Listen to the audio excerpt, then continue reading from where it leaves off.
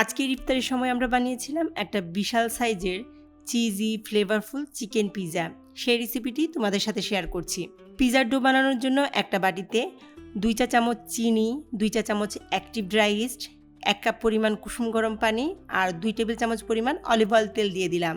এবার এই লিকুইড মিশ্রণকে একটা হ্যান্ড উইক্সের সাহায্যে খুব ভালোভাবে মিশিয়ে নিতে হবে যতক্ষণ না পর্যন্ত চিনিটা গলে যায়। যখন চিনিটা সম্পূর্ণ গলে যাবে তখন এই মিশ্রণকে রেস্টে দিতে হবে 5 মিনিটের জন্য। 5 মিনিট পর এই লিকুইড মিশ্রণের মধ্যে 2.5 কাপ পরিমাণ ময়দা আর 1 চা চামচ পরিমাণ লবণ দিয়ে দিলাম। এবার হাতের সাহায্যে মথে মথে খুব সফট এক ধরনের ডো বানাতে হবে। প্রায় 5-6 মিনিট খুব ভালোভাবে মথে নেওয়ার পর এই ডোটাকে একটা কাউন্টার বোর্ডের উপর রেখে খুব ভালোভাবে জোরে আঘাত করতে হবে। মিনিট 2-3 এই ডোটাকে এভাবে জোরে জোরে আঘাত করে মথে নেওয়ার পর এবার রেস্টে রেখে দেব। এজন্য একটা বাটিতে কিছুটা অলিভ অয়েল তেল মেখে তার উপর ডোটা রেখে দিচ্ছি।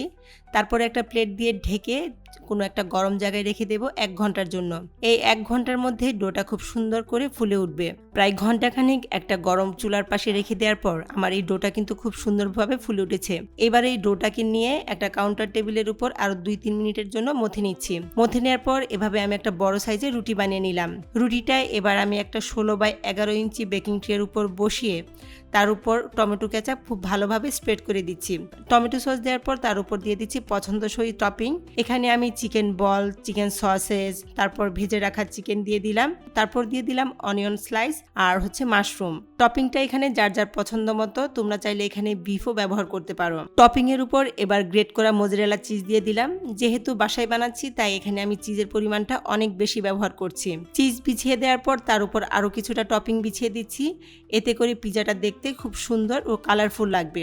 টপিংস আর গ্রেট করা মোজারেলা চিজ বিছিয়ে দেওয়ার পর পিজার উপর ছিটিয়ে দিচ্ছি অরিগ্যানো, ক্রাশ করা ব্ল্যাক পেপার আর চিলি ফ্লেক্স। এবার প্রিহিট করা ইলেকট্রিক ওভেনের মিডল রেখে আপ ডাউন হিট অন করে 250 ডিগ্রি সেলসিয়াস তাপমাত্রায় এই পিজাকে বেক করছি 20 মিনিটের জন্য।